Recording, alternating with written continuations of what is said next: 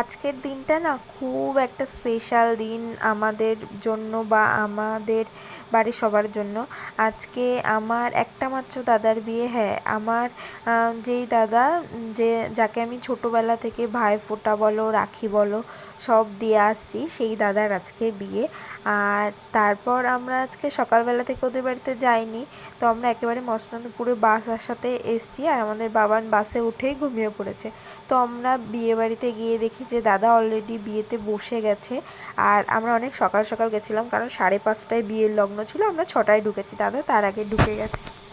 তো তারপর এখানে ফুচকার লাইন দেখো, আমাদের ফ্যামিলির সবাই, সব দাদা দিদিরা এক জায়গায় হলে, বৌদি দিদি মানে বোনরা সবাই আছে এখানে। তো সবাই মিলে আনন্দ করে ফুচকা খাচ্ছি, আর কাকু জাস্ট দিয়ে পাচ্ছে না, আমরা এত খাচ্ছি। আর আমার বোন তো ফুচকা খেয়েই যাচ্ছে, ওখান থেকে সরছে না। আর আমি ওখানে পাতা পেতেছিলাম, তো আমার ওর থেকে নিয়ে চলে যাচ্ছিলো দাদারা, তাই জন্য আমার আর খাওয়া হয়নি, আমি ওইভাবে চুপচাপ দাঁড়িয়েছিলাম, লাস্টে না পেরে চলে এসেছি। তো তারপর ফুচকা খাওয়ার পর এখানে হচ্ছে দাদার মালা বদল, আর এখানে দাদাকে তো সবাই মিলে উপরে তুলে দিয়েছে, আর বৌদি আর হাতে পাচ্ছে না দাদাকে। তো তারপর বৌদিকেও বৌদির বাড়ির লোক তুলে ধরেছে, তারপর দাদাকে হাতে পেয়েছে। আর দাদা না ওখানে মানে আমার বাড়িতে, আমার ফ্যামিলিতে সব থেকে বেশি লম্বা হচ্ছে বাপ্পা দা, অমিত দা আর জামাইবাবু। আমার জামাইবাবু সবাই মিলে এত লম্বা যে দাদাকে পুরো উপরে তুলে একদম মানে সেট করে দিয়েছে। আর দাদা ওখানে বাবু দিয়ে বসেই পড়েছে, দাদা আর নড়ছে না। দাদা বেশ সেট হয়ে গেছে, দাদা এখনো ভয় নেই যে দাদা পড়বে না, তার শালাবাবুরা সব ধরে রেখেছে ওই জন্য। আর এদিকে বৌদি তো মালা পরাতে পারছেই না কিছুতে। তো তারপর ওদের বাড়ির লোক সবাই চিল্লামিল্লি করছিল যে পড়ে যাবে, একটা অ্যাক্সিডেন্ট হয়ে যাবে। তো তাই জন্য। আর আমাদের বাড়ির লোকগুলো তো শয়তানি করা অভ্যাস আছে সবার, কারণ এবার তারপর বিয়ে হয়ে গেছে। বিয়ে হয়ে যাওয়ার পর বিয়েটা আসলে ছাদে হয়েছে, যখন আমি খেতে বসেছিলাম দেখতে পাইনি। তারপর তো ওই দিন রাত্রিবেলায় হচ্ছে বৌদির বিদায় হয়েছে। আর এই যে বিদায়ের সময় বৌদির মা বৌদিকে আশীর্বাদ করছে।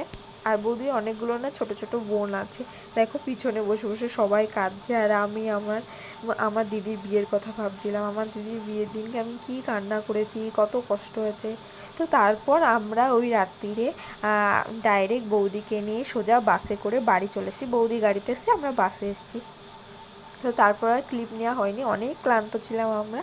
আর আমাদের বাবা না আমার কোলে ঘুমিয়ে পড়েছিল, তাই জন্য। এবার আমরা রাত্রিরে 1:30 কি 2টোর সময় আমরা ঢুকেছি, তারপরেও আমরা গেট ধরেছি, গেট ধরে দাদার কাছ থেকে টাকা নেব বলে। তো তারপর টাকা নেওয়ার পর টাকা তো দেয়নি, পরে দেবে বলেছে। তারপর হচ্ছে দাদার গৃহপ্রবেশ হচ্ছে, এই যে বৌদির গৃহপ্রবেশ হচ্ছে।